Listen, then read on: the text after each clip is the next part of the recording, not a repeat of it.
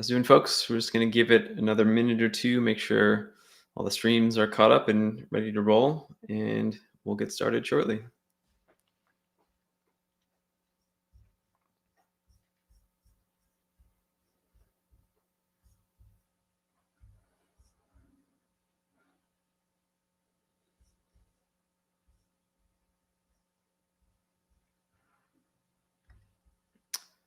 All right.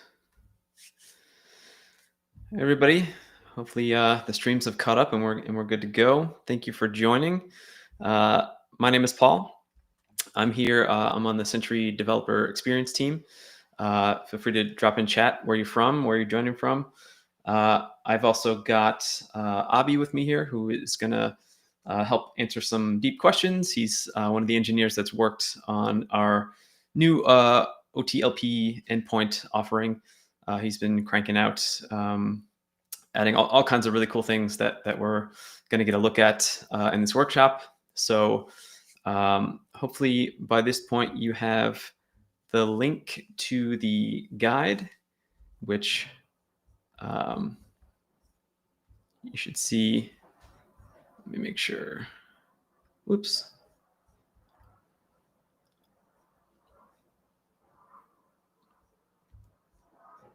All right. And can everyone see my screen right now with the guide in place?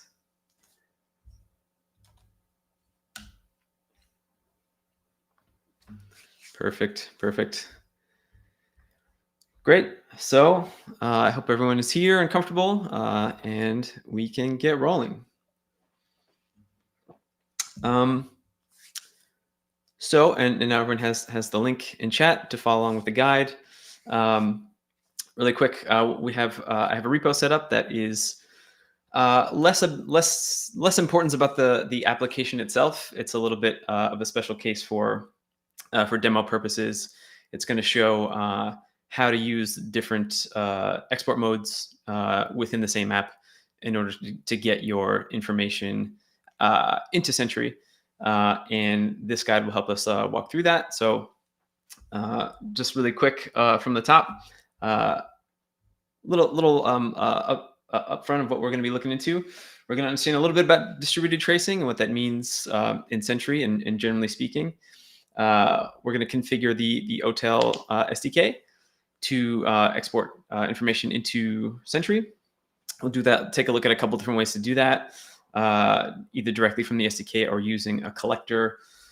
We're also going to get a look at a way that you can not only have your OTel data in Sentry, but also connect a distributed trace so that the front end of your application triggers the events, and you'll see that flow through all the way through to the back end to your OTel data. And we'll get a look at some other fun things or uses of how we're going to make use of the new Sentry OTLP endpoints. Also, some of the use cases that we'll cover, touch on this a little bit.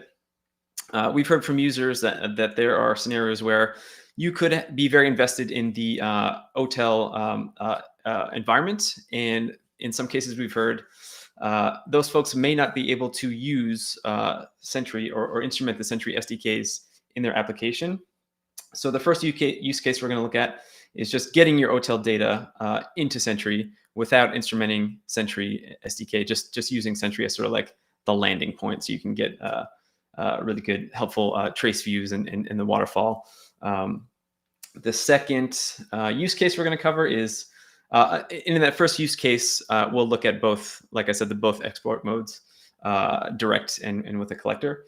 The second use case is going to be setting up distributed tracing. So like I said earlier, your front end will trigger the events, and you'll see the data flow all the way through to your OTel traces and logs on the back end. And then the third use case, which is pretty fresh, hot off the presses for us, which is going to be instrumenting a Sentry SDK so that you can make use of the error capturing there as well, in addition to using the OTel logs and traces. So that's a little bit about what we're going to get into. So let's have at it. And everyone can see my screen okay. Let me know if I need to bump anything up. Maybe I'll just do that a little bit now. This is an open beta, so if you find issues, certainly let us know. If you find something that stands out or you feel like isn't working correctly, we're happy to hear your feedback.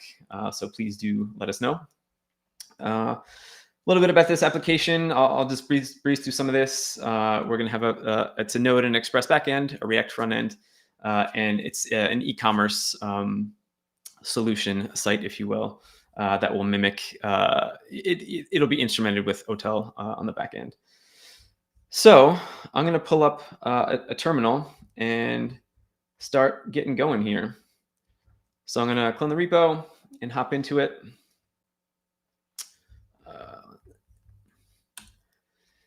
And so, like I said, this application is a little bit unique, and it's for this workshop. So I went ahead and extracted all the scripts and the commands out to the root.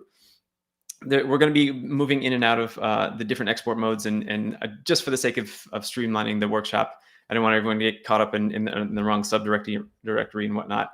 But really quick, we'll just take a look at what we just pulled down. And so this is a pretty straightforward application. We have the API, which is, like I said, Express backend.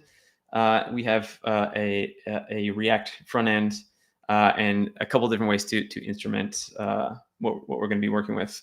But now that we have that from the root, we're just going to go ahead and install all the dependencies, and hopefully that you're able to follow along. Follow along if you're interested. Like I said, it's probably less interesting about the application. We're just going to look at a couple key areas of how we're exporting data into Sentry.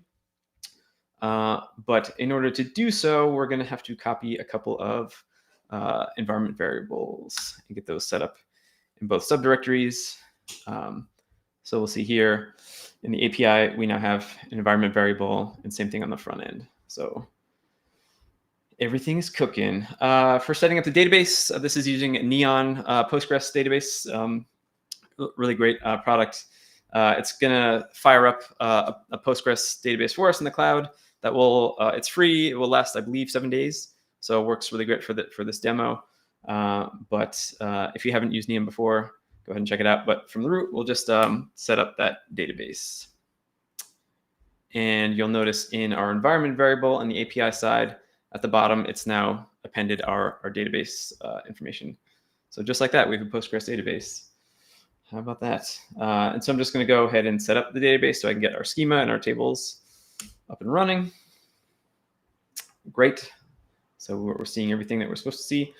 And now I'm just going to set up from the root, I'm going to set up the first path, which is going to be the direct SDK mode. So right from there, good. We've got our server up and running. And then in a new terminal window, I'm just going to fire up our front end from the root as well. And from there, we should see our application, right? Our e-commerce application. So everything is looking as we'd expect. So yep, so that's all the setup that we're going to need for now. Like I said, everything is at the root, so hopefully that is simple to find your way through. And if you're just getting caught up with that, or you're just joining, I'll take this opportunity to look a little bit deeper into distributed tracing in Sentry. So what is distributed tracing?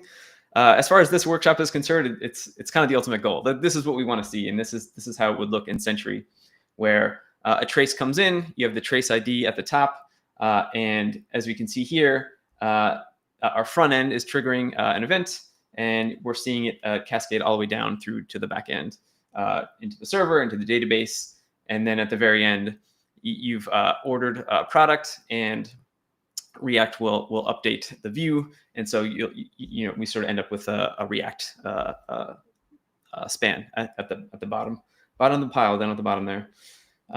And so what's useful about this waterfall shows us what happened, where it happened, when it happened, and then below the trace, all the child spans that are underneath it have a start and end time, so you start to get a sense of how things are performing and what the bottlenecks might be. Little note here about the word transactions.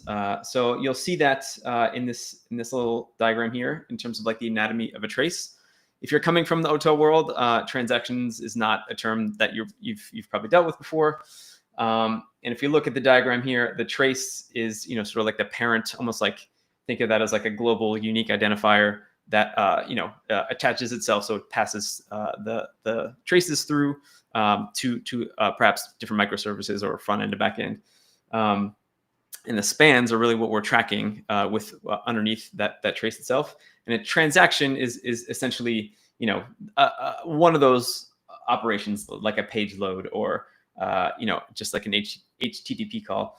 I wanted to call this out here because you'll see this term in our docs and perhaps a little bit in this workshop. It is something that we as a company are getting away from slowly, but in case that comes up and it's not clear what it is, I just wanted to set the stage early on. And so how does Sentry keep these traces connected across the different services? And it's with headers. We're basically when your application is instrumented with tracing, as soon as you make an example here, we're making a fetch to get some orders. The headers are going to be put together with a Sentry trace ID, which is effectively first part is the trace ID. Then we go a little bit deeper into like a parent span ID, and then whether or not it is sampled. And then there's additional baggage that comes with it, which is trace ID gets passed through as well. And then there's just additional information, metadata around perhaps the environment or a release or anything like that. And it's important to talk about this real quick because it'll be useful for what we talk about later. And so why does that matter? Because the trace ID then gets extracted at every stop of the way when it travels through. So that's it. Just a quick, upfront of the sort of things that we're kind of working with and where we're going. Cool. So first things first, there's a number of different ways you can get your OTel data into Sentry. Like I said, either using the SDK directly, using a collector, or a little bit later, we'll talk about some interesting things we're introducing as well. Some platform dreams. So like any other services that are providing OTel data, you can use the new Sentry endpoints to bring that data forward into your Sentry project. So first things we're going to do, if you haven't done it yet, is set up a Sentry project. Free account works just fine.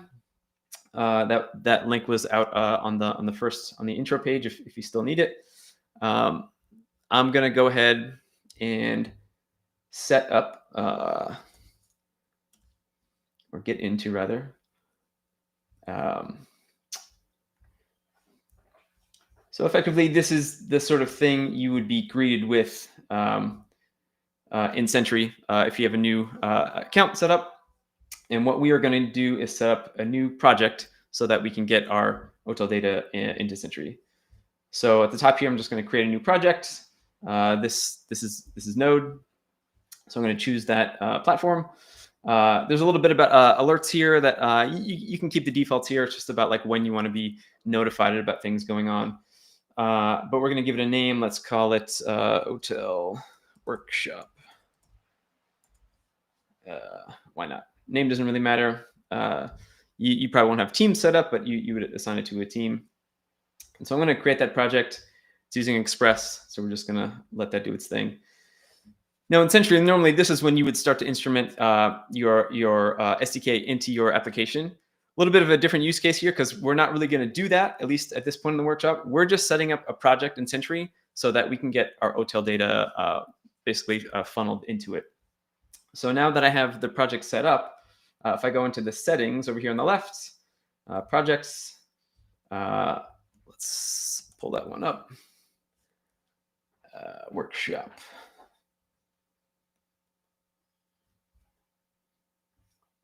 I forget what I called it. What was it? Let's see. OTel, I think I called it something or other. I've got a number of them here. So OTel Workshop 1, thank you. Appreciate the heads up. So now that I'm in that project, what I'm going to do, and this is also in the guide as well, is we're just going to go into on the left-hand menu here under our client key section, and then expand this section out here, which is our, I'm not sure if you can still see that. I realize you can't see that. Okay.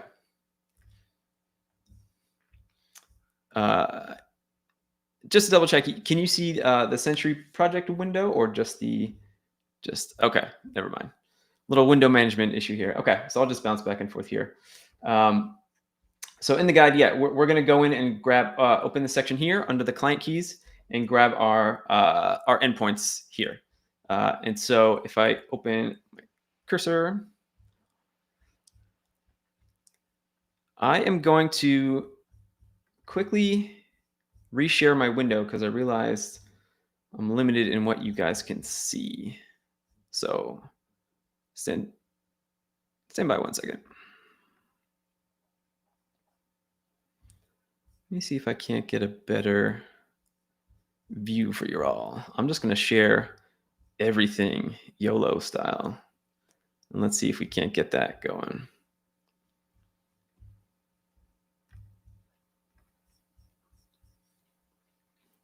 Perfect. Now we got everything. Cool. So in your env file in the API directory, we're just going to start plugging in our OTel endpoints. So from here, I'm going to grab the logs endpoint. I'm going to pop that in here. Oops, didn't get it. Logs endpoint. Here we are. Cool. I'm going to grab the header for logs. Pop this one in here. A little bit of nuance here. You can leave the quotes off of that, and that's just because we're going in between modes, and the collector will get confused if those are in there. So just leave it as a raw string. Same for the traces endpoint. Pop that in place.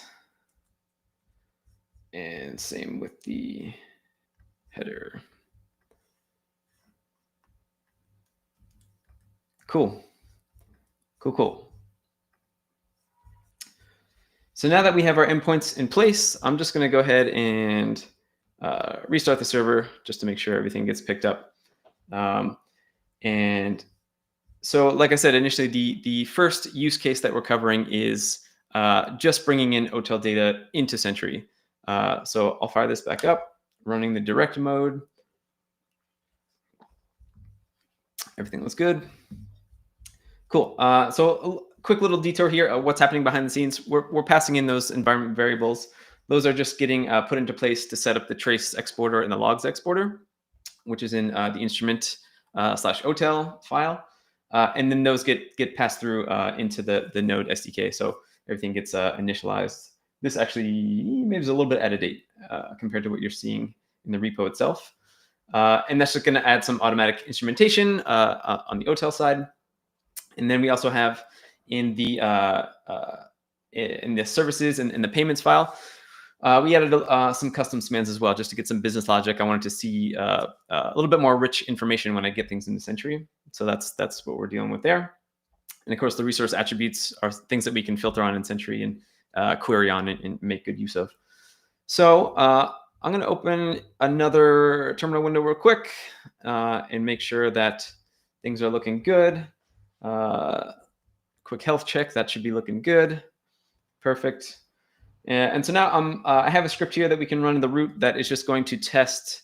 It's going to mimic placing some orders. So grabbing some products, putting through orders. And so what that's going to do, since right now we're just dealing with the backend, that's going to go through its paces, and it's going to create a number of traces that we should now see in our Sentry project that we just set up and connected with our OTel endpoint. So now that's done, I'm going to have a look over back at Sentry. And if I go to the Explore tab here in the left and go into traces, I'm going to look for, I'm going to filter down by that project specifically. And in a minute, we should start getting some information. And there you have it. Just like that, we set up the endpoints, and we now have OTel data coming from our application into Sentry in a couple of minutes. It really didn't take much time for us to get there. We have logs and traces that are coming from OTel. They're in Sentry. I'll take a minute here to bounce around the UI here, just so we know what we're dealing with. If I bounce back to traces, you can see that we have a number of spans that have been collected based on the activity that our application created. Let's say we have a number of filters and options at the top to really make this really helpful and queryable. So for example, a span description, I'm going to say, maybe I only want to know something about order create. That sounds like a good one. And cool. So we'll go with that. And you can see we're now filtering down the spans by just those traces that came through from our application. And what's great about this, and this is something that we talk a lot about in Sentry, is about things being trace connected. And what does that mean? Is we have that trace ID that's been passed, from OTel directly from our app into Sentry. And so not only do we see the traces, but if we dig into one of them, we get this nice waterfall view that sort of shows us what we were looking at earlier, where the trace began. In this case, this is an order creation. I hit the post route to create an order, and you can see everything sort of cascading down. I'll try to make this a little bigger for everyone to see. So the order was created, products were validated, inventory, whatnot, all the way down to processing and payment, and then database activity as you'd expect. And we can start to see here in sort of the middle panel here is the span, how things are being measured. So we can start to see what's slow, what bottlenecks might be created. And this is where Sentry really starts to shine. This is using just the direct mode, just to kind of revisit. This application is using both direct instrumenting the OTel SDK directly and just sending it straight to Sentry. And then in the next phase, we're going to look at the collector. If I look at what that looks like really quick in the app, just so we can see what we're working with. We set up our trace and log exporter. We pass these into the Node SDK, and the SDK has started, and things are initialized here. So at first glance, we can see we now have these traces, and like I said, because these are trace connected, meaning the logs that also were associated that we got in from OTel are also here, and they are associated with each trace. So you have like a nice way to keep things sort of connected. And the logs, basically everything you'd expect, all the metadata and all the things associated with the log that was captured. You could also go, start from the logs first, and it's up to you how you want to navigate once you get this data into Sentry. I talked a bit about transactions earlier on. And this is actually a good time to get a look at the table that we see here and in the traces view, which is we see transaction sort of out of the box that came with this, and that is not necessarily useful for us in this context. So if I wanted to change this table, the view of the table, I could just go ahead and get rid of that. And let's say I wanted to know something else about the data that came in, maybe something like cache, like were the orders, were they cache hit, were they not hit, in terms of like the products that were pulled from the database. And just like that, the table reorients, and now I have the cache hit that is now in the table. So really helpful way just to see what you're working with and get the most out of this view. Great. And cool. So that is the quick and easy. Just like that, we got OTel data into Sentry. So let's go ahead and move into using a collector. This would be the same situation here, where you would set up your project, get your endpoints out of Sentry, so you know where to send your data to. in a basic configuration, you'd set up a YAML file. And in this case, these are examples of what you would pull from Sentry, your endpoints here. Set your header, and pretty straightforward. I mean, if you are using a collector, it could be for a number of reasons. Maybe you're massaging some of that data first before it goes on elsewhere. Maybe you're collecting OTL data from telemetry from a number of different sources. And so if you are using a collector, you just pop in these endpoints, and it more or less would be the same as what we just saw, where that data goes through the collector and then gets passed on to Sentry into the project. Little note here, just to call it here, some DX stuff.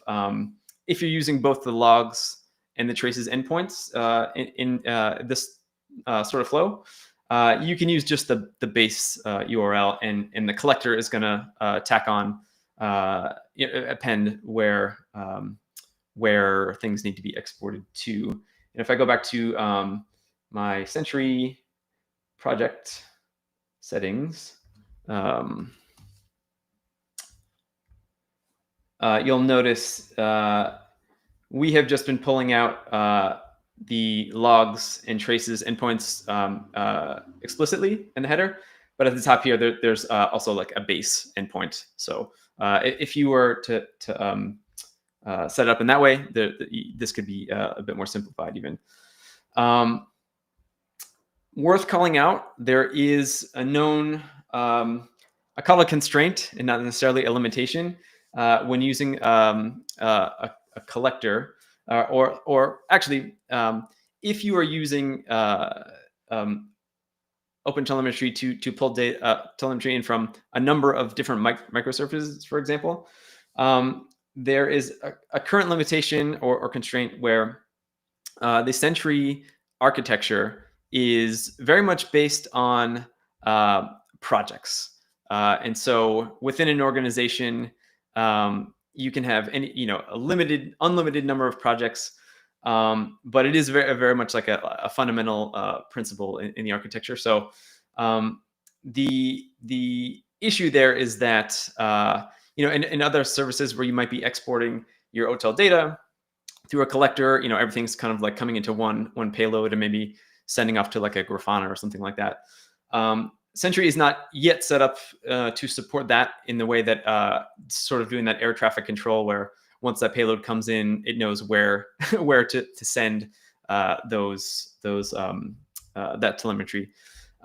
So when using a collector, the workaround there for now, and I will say that if you're not using a collector and you are sending your telemetry directly to Sentry, like we did in the first example, if you have it instrumented in a way that each exporter has its own URL, that works just fine too. If you have a few, you could set it up that way and not need the collector if the collector is not necessary.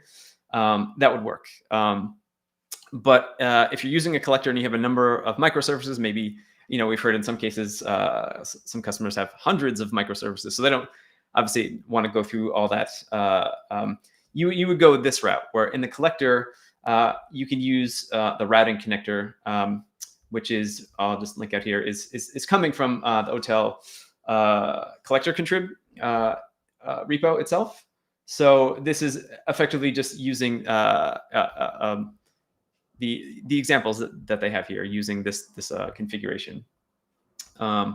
So we're going to go ahead and do that. We're going to set up the collector to route different telemetry from different services into Sentry and set up this routing connector so it can sort of distribute the information where it needs to go. I'm curious if Abhi has anything to chime in here about. I know there is some energy being put towards sort of solving this problem in a more legitimate way. I will say, if you set up the collector in this way, it's a bit of upfront work, but kind of set it and forget it. You don't really have to return to it for any reason for the most part. But So we're going to go ahead and set that up and do that quick demo. So what I'm going to do is I'm going to kill the direct mode that we had initially set up. And I'm going to go ahead and back to our environment variables.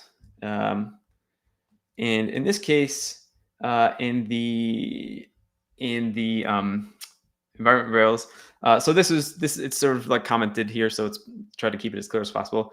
We did this first, the direct mode. We're going to move down into the this collector mode. So basically what that means is we need to set up a couple of different projects in Sentry.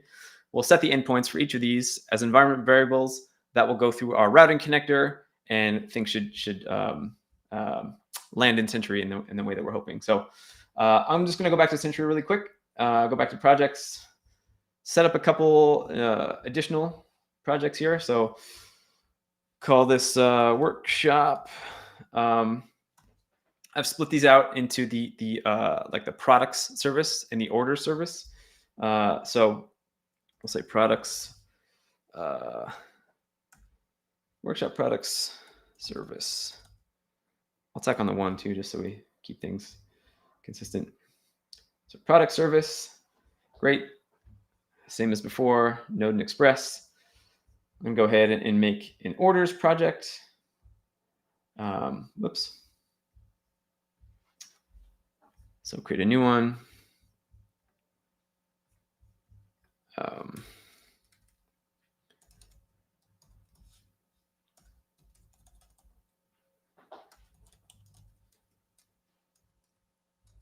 Do you guys remember what I called the last one? I forgot again. Let's see. Just for naming consistency. Let's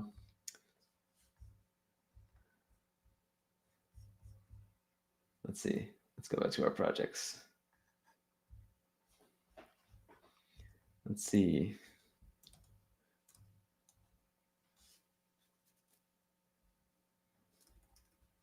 They're called service.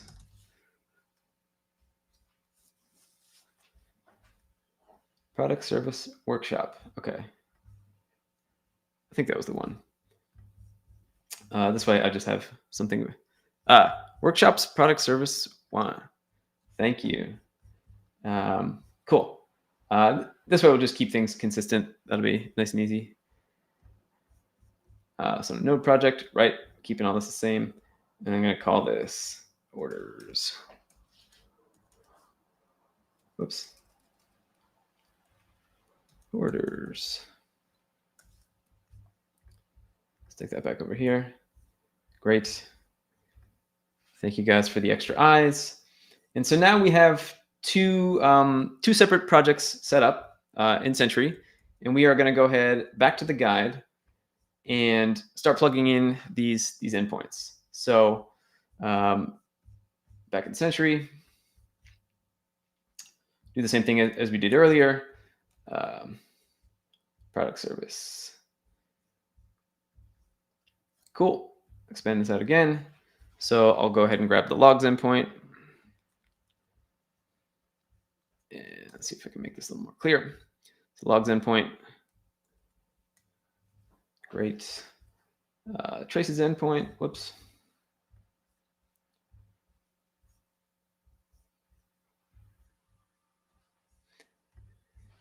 I would say the hardest part of this workshop is just keeping all these endpoints straight.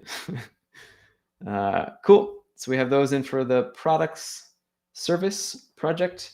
I'll grab the header. In this case, the header is the same. And there's a little note here about this is the nuance with the collector and how this is probably something we're going to want to update on this page. But you just want to grab everything after. So basically this. Right. So we just want, if that's clear here, that's the whole header, and we just want the Sentry space Sentry and then the key. Great. So cool. That should do us. And so now we're going to do the same for the other projects.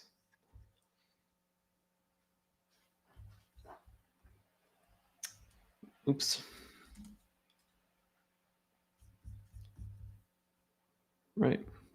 And we want orders this time.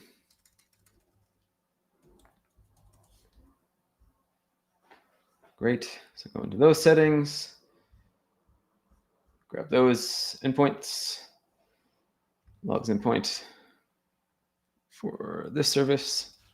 Great. Traces as well. And the header. Let's go ahead and grab that. Great. Cool. So pretty straightforward. We're just plugging those in.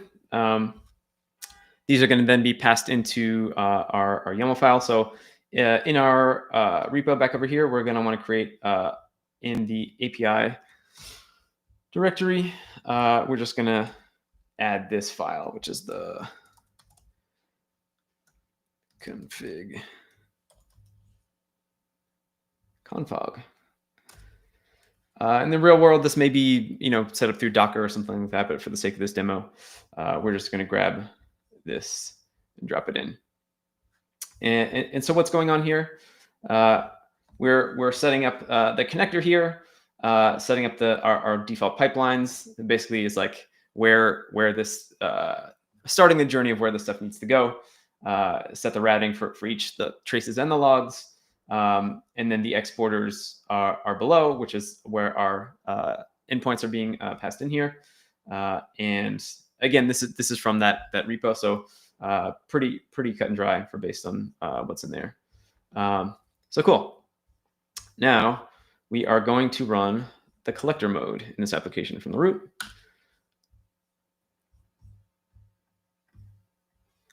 Right. So that's going to set up all the services, orders, collector, products. Great. That's all looking good. And so at this point, I could run the same tests API, hitting that script. I'll do that now just to make sure we get some useful information. That's going to go through, mimic. I could actually just start adding some products as well. I'll do that too, just for fun. So I'm going to buy digital camera. Great. And this is finishing. It's going through its process. And so now in Sentry, I'm going to go back to the Explore view, traces, and let's say, I'm going to filter this down just to see. Now I did just push a recent update to this, so I'm hoping that's going to work. Let's see what we got here. Yeah, so for now, I'll pull off that first one. Let's see if we got what we were looking for. See if those came through yet. There might be a configuration issue based on the push that I just made. So these may still come in, but if not, I'm just going to go into a couple of other projects that I'd set up. It's something I might need to debug, getting those into the correct projects in this repo itself.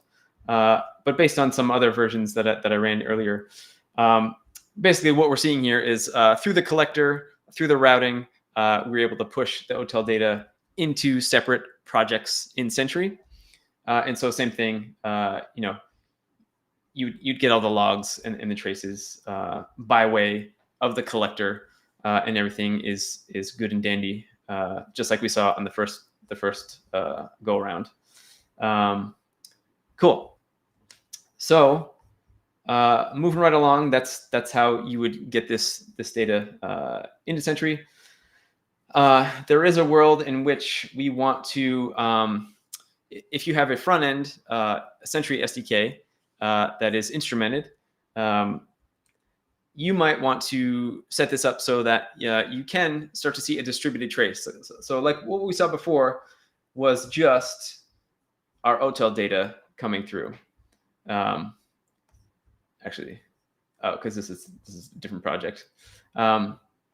What we've seen thus far is just OTel data, just backend data. But there's a world in which we can set this up so our front end is also showing up in our trace view, so we can see the whole distributed trace all the way through its process. So what we're going to do is I'll talk a little bit like how that works, and that is on the front end. The React project, which is in this repo, is basically mostly instrumented already. We're just going to set up a new project and pass in a DSN, which is like a unique identifier for Sentry to understand which project is in there. And once we set in the Sentry initialization function, we're going to pass in this propagate trace parent. And this is that second use case we talked about where you're getting a distributed trace across your application. And so how does that work? If we set this up correctly, when the trace is set up by Sentry, not only will it have the trace ID and the baggage that we talked about earlier, but it will also pass through this trace parent to propagate through. And that is the sort of magic of getting the OTel data in here as well. So you can go ahead and set up yet a new project in Sentry for the sake of this. So we're going to set up a front-end project. In our case, in this application, it's React. So we'll go ahead and do that. And I'll try to name these similarly.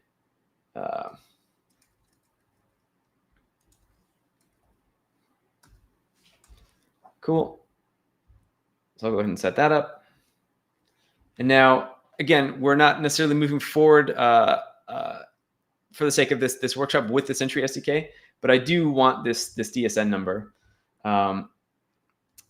Like I said, for the sake of the workshop, I've already put this in place in the front end.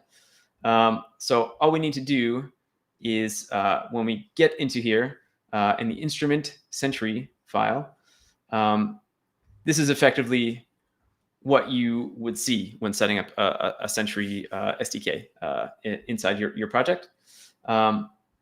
And so this is going to take the DSN, pass that through here, and this is some basic Sentry configuration here about getting traces and some of the more interesting front end tools that we are turning on. Just interesting to note, Sentry also has logs, on our end. But basically what we're setting here, what's important here is we're setting a trace sample rate. We're setting our session replay to be set up. But really the most important thing here is the propagate trace parent. So if I go to the environment variable in the front end and put in my DSN from my Sentry project, great. That'll then be passed through here in the instrument Sentry that we were just looking at. So that'll be passed in here. And if we go back to the guide, that's effectively what this is walking through up until this point. Create a project. We talk a lot in Sentry about setting up separate projects for your front end and back end. So that just helps. You could funnel everything into one project, but it's a little bit more sane to be able to track things separately. And with the distributed trace view, you'll see the whole flow anyway. So we've gotten up to this point. Very important is setting the propagate trace parent, as I mentioned. And so now with that, since I have that in place, I'm going to, let's see, we have the front end running. I'm just going to give it a quick restart to make sure that is clean. And so now we're going to take a look at going into our application. And let's let this fire up. We want to make sure that our trace header is coming through as we'd expect. So if I go into the network tab, quick way to look at that really quick is, we'll kick this off. That's getting products. And if I pop this open here and take a look at the request headers, we're going to see, are we passing that trace data through? So let's see what we have in here. We have our Sentry trace. That's our trace ID. We have our baggage is in here elsewhere. If I have enough screen real estate. Baggage here. That's our metadata that we saw earlier. And lo and behold, we have the trace parent coming through as well. So that just tells us that our front end is instrumented to pass the trace ID back into the back end. So if I revisit, maybe I'll make a couple orders here. Make sure I get something in here. And if I go back to my project, which was for the backend, well, we'll go into the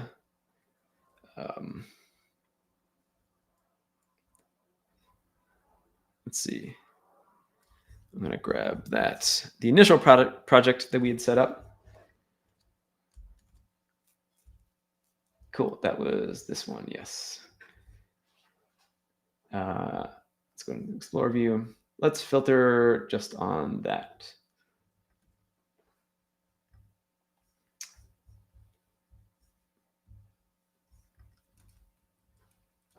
All right. Oh, I may not have had the collector saved. Look at that. Cool.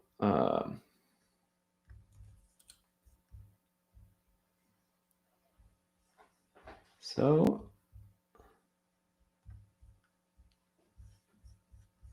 let's go into our traces view, and let's see what was since I have a little bit of traffic jam with the project names here. What I'm going to do is just open up the view to all my projects and just look at what happened most recently. So even in the last hour, and that will give us a better sense of what we're looking at here. So that's just on the front end, and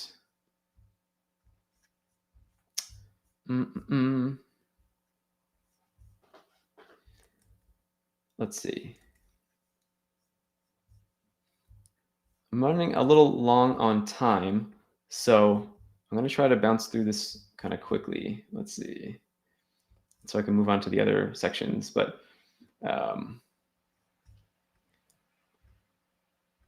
let's see, workshop. I'll go through some examples of previous projects that I had set up, just so we get a sense of the view. So if I bounce into the traces now, no, not that one. Perhaps this one.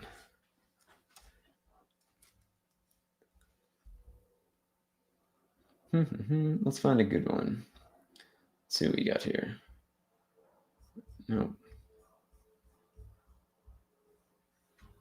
All right, I'll look for one more. I just have a little bit too much information here at this point. Let's see, last hour. Let's say, let's filter on order. Maybe something like backend order. Maybe a get post. Well, if I could sort my projects correctly, what we would see is effectively we would be back to this view, which is effectively once we propagate the trace parent through, we'll have the front end and all the way through into our back end visible in the trace view. I'm going to move on just for the sake of time. There is a world in which, like I said, the third case scenario is, what we saw in that distributed trace view is we had the front end and the back end. However, we're just bringing in OpenTelemetry data, traces and logs. We are not making use of Sentry SDK's error tracking, which is, effectively what is the bread and butter around these parts. So we are making an effort towards adding an integration to the Sentry SDKs that will, and Python is the first one. I think this is just hot off the presses. I wasn't able to quite set this up yet. Yeah, you're able to implement this in your Sentry SDK and just pass in an OTLP integration into the init.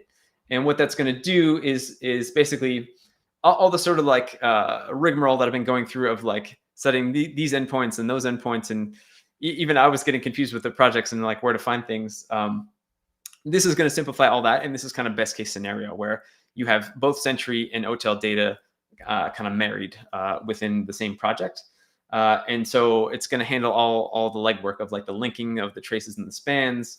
The configuration is all going to be happening under the hood. You'll get that distributed trace propagation, like basically like saving you the headache of the things I've stepped through. This is coming along nicely, and this is Node and JavaScript are kind of next in line to get this. And so, there is a world in which you can have both the magic of Sentry and OTel all under the same hood. So keep an eye on that. Keep checking back for that if that is something that is of interest to you. I'm just going to keep rolling through here. Now that we have these OTLP endpoints, it sort of has opened up a new world into like getting different information. So for certain vendors or platforms that are providing OTel data, we've set up log and trace drains, which effectively means you take those endpoints. There's minimal configuration. There are a number of vendors that we're supporting for this now. And what that means is in your Sentry project, in your data, your logs, your traces, all that, you can pull in data from those outside sources as well. So things like build logs, infrastructure traces, that sort of things. And basically, here's a quick look at who we have, who we're supporting so far. And basically, you can start pulling all that in. And so it's really helpful to know what is happening, let's say, on your deploys on Vercel or different things with like your Cloudflare workers or a number of different sources that you can pull in by way of these new endpoints. And just to keep moving things along, this is quite simple for the most part, at least for the Vercel example that I've called out here. We've got this set up on our documentation site, which is hosted on Vercel. And basically, you just go into Vercel and into your instance and set up a drain. You add a drain, and then it's just a matter of like configuring what do you want to pull out of that platform and where do you want to send it. So really quick, you would just plug in those endpoints that we talked through, the endpoints that you found in your Sentry project. You plug those in here, and without any real code changes or anything, you can start like pulling that data forward into Sentry, which is a really great way to just expand the telemetry that you're collecting into Sentry. I know Abby's done quite a bit of work on these. I don't know if you had anything to add here, if you want to throw in chat or anything interesting that you've come across. But there's some debugging for this workshop specifically, but also as it relates to like using a collector and whatnot. I found myself into some of these holes during the demo. Demo gods weren't on my side today, but this will help you through. I like to package up these guides and just like send everyone off with them in case there's anything value that you can extract out of this. Really quick, some things that you can do once you get that data into Sentry. There's a lot I packed into here just in terms of like what things you can start to look for in Sentry in the trace view and what you can filter on. And while I'm at it, before we send you off, a really important thing to think about in Sentry too, some of the value that we're getting here. Oh, Sentry. Oh no. All right, live demos, love them. Once you have this data in Sentry, you can start to set up alerts and dashboards against the data that's coming in, which is incredibly valuable. So really quick, I'll take a spin through the alerts view. If I was to create a new alert here, I could set an alert up by, perhaps I could use it for spans. And then once I set up those conditions, you can start to really dial in like how you want to get alerted, based on for spans or logs. This is a really useful one. All those OTel logs that are coming in, we might want to set an alert to notify us, if any number of things. pulling up the count of logs if it hits a certain threshold. If you in certain environments you can continue to filter those through, and you can set a percentage of like a percent change. So like it is the threshold higher or lower compared to like the previous time it was captured. Anomaly detection. There's really like so many ways that you can set up how to get these alerts to you. And if you set up the action, you can start to do you get an email? If you have some of the other integrations set up, Slack, Linear, any of those things, once the alert is triggered, you can set that based on all your OTel. And also, I will say that even from a view like this, like if I'm in the trace view, you can start to think about see over here in the metadata, there's this little hover state where if I click this, I can do more things with it from that point to sort of streamline the effort here. And for example, in logs, I could add this to the filter that'll pop it up right into the the query search box at the top, and also you can start to do a number of things here that help you get to where you need to go, and you can also set alerts from a more granular level in the UI here. You can start to set alerts based on some of this data. Also really quick, dashboards. You can start to set things up. This is your Sentry instance is going to come with some out of the box, but you can start to really put together these alerts and dashboards based on the OTel data that you're now collecting into place, which is incredibly useful.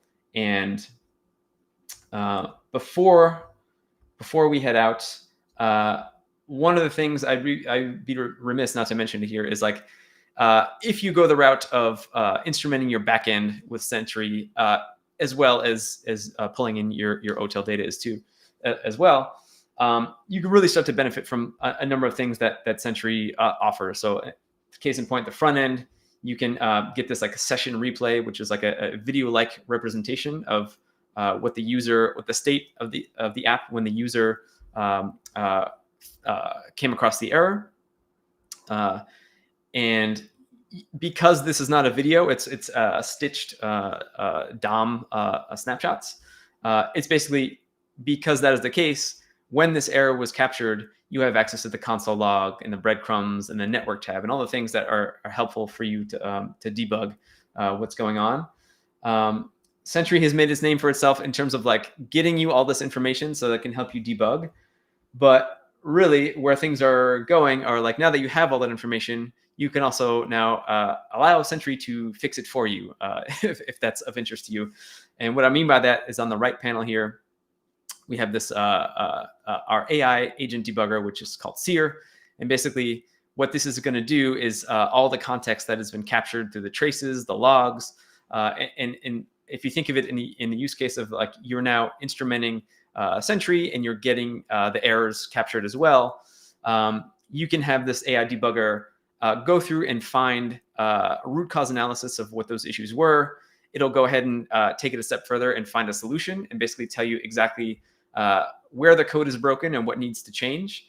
And you can have it go like the full cycle, which is it will then open a PR for you on your behalf and send it up to GitHub. So this is a little bit more on the Sentry side, but I figured I had to mention it because the value of these two sources together between Sentry and OTel, you can really start to do some really incredible things. And we're happy to put forward these endpoints so that we can help service more use cases, and hopefully that is something that you'll find useful in your journey and experimenting with your free Sentry account, which hopefully have. And yeah, there's so many more things we could get into with MCP servers and AI agent monitoring and all the sorts of things on the Sentry side, but I'll save that for another workshop. But hopefully you're able to get OTel data in pretty quickly and easily by way of these endpoints and start experimenting with where you can go from there. if there are any questions, I know we only have about a minute or two. Anything interesting that's come up?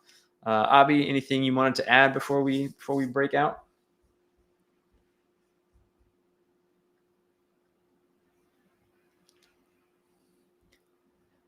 Cool, cool. Well, we're exactly at the 1 hour mark. So, yeah, thanks y'all for joining. I'm gonna go ahead and see if I can't fix up some of the issues that I was getting on the collector side there, so that this repo and this guide continue to be useful for you all.